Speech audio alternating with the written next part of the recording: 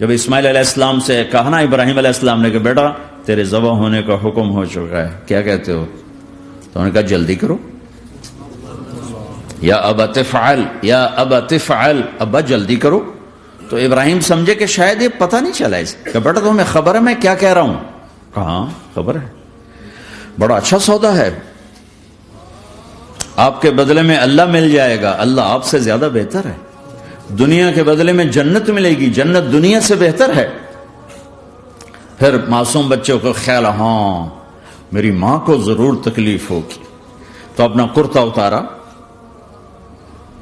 اور اپنے باپ کو دیا کہ یہ کرتا آپ نے میری اماں کو دینا ہے، جب مجھے کبھی یاد کرے گی تو میرا کرتا دیکھ لیا کرے گی، تسلی ہو جائے گی، اور آپ نے اپنے کرتے میں مجھے کفن دے کے ادھر ہی دفن کر دینا ہے، ادھر نہیں لے جانا وہ مکے کی طرف کہ میری ماں کو وہاں تکلیف ہوگی، میرا کٹا سر دیکھ کر بغیر سر کے پورا دھڑ وہ اس کو تکلیف ہوگی۔ ایسا اطمینان سے، چونکہ اور ذبح ہونے والا بھی ایسی باتیں کرتا ہے، بابا میرے ہاتھ بھی باندھ دے، میرے پاؤں بھی باندھ دے، کہ ممکن ہے جب تو چھری چلائے اور میرا ہاتھ پاؤں ہلے تو تجھے لگ کے تمہیں تکلیف نہ ہو جائے۔ پیسے میں چین ہوتا، زندگی میں چین ہوتا نہیں، اللہ کو پانے میں چین ہے، اور ادھر وہ بھی اللہ کو ڈھونڈ رہا ہے۔ ارے میرے بھائیو، 60 برس کی دعا کے بعد بیٹا ملا، 60 برس دعا مانگی، یا اللہ اولاد دے دے، اولاد دے دے، اولاد دے دے، 60 سال کے بعد اولاد ہوئی،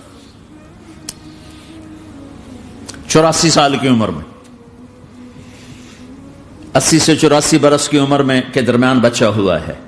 جب وہ 5 سے 10 سال کا ہوا ہے اور ابراہیم 90 کراس کر گئے، 90 کا بیریئر کراس کر گئے، جب مرغی کو ذبح کرتے بھی ہاتھ کانپیں، 90 برس 92 سال کا بڈھا تو مرغی نہیں ذبح کر سکتا، تو اس کو کہا جا رہا بچہ ذبح کر۔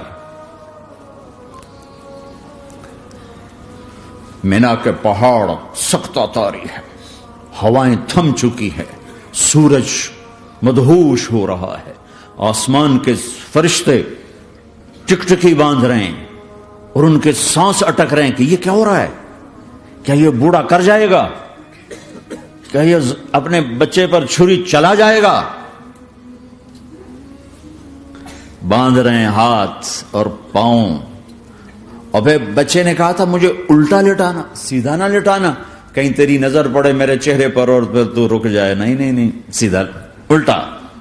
تلہ للجبین، اسماعیل کی وصیت کو قرآن نے بیان کیا، ماتھا ہے ان کے گھٹنے کو ان کی کمر پہ رکھا اور ایسے سر کے بال پکڑے، ایک ہاتھ میں چھری، ایک ہاتھ میں سر کے بال، اور یوں آسمان کو دیکھا، اور یوں تھوڑا سا اوپر اٹھایا نا تاکہ نیچے سے چھری چلائے۔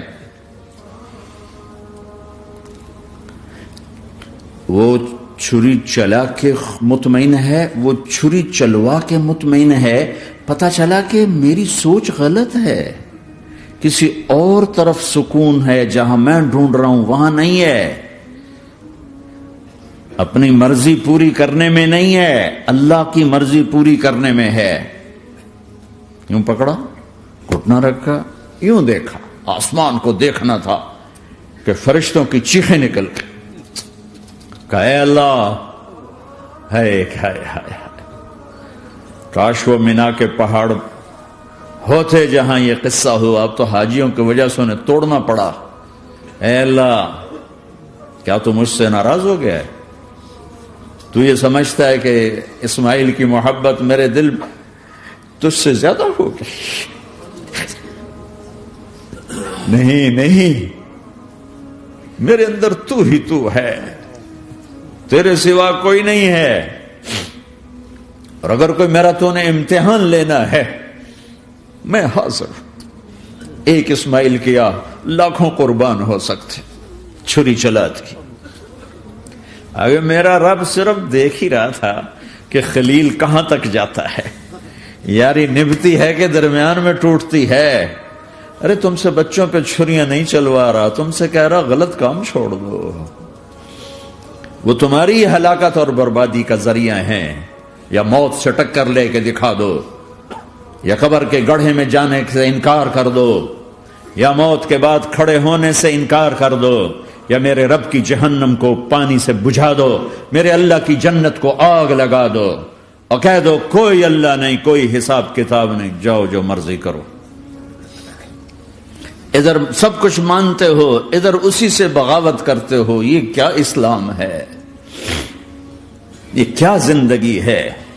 اے اللہ، ناراض ہو گیا ہے کہ میرے دل میں اسماعیل تجھ سے زیادہ نہیں، میرے رب ادھر تو ہی تو ہے، تیرے سوا کوئی نہیں ہے، تو ہی ہے۔ اور اگر ناراض نہیں کوئی میرا پیپر لے رہا ہے تو میں حاضر ہوں، یہ لے۔ اللہ اکبر! جو چھری چلائی، ساتوں آسمان کے فرشتوں کی چیخیں نکل گئی۔ 2 دفعہ آسمان کے فرشتے روئے ہیں، 2 دفعہ ساتوں آسمان کے فرشتے، ایک یہاں ابراہیم و اسماعیل کے اس قصے پر، اور پھر 4000 سال کے بعد جب میرے نبی کو طائف میں پتھر پڑے۔ ہائے ہائے!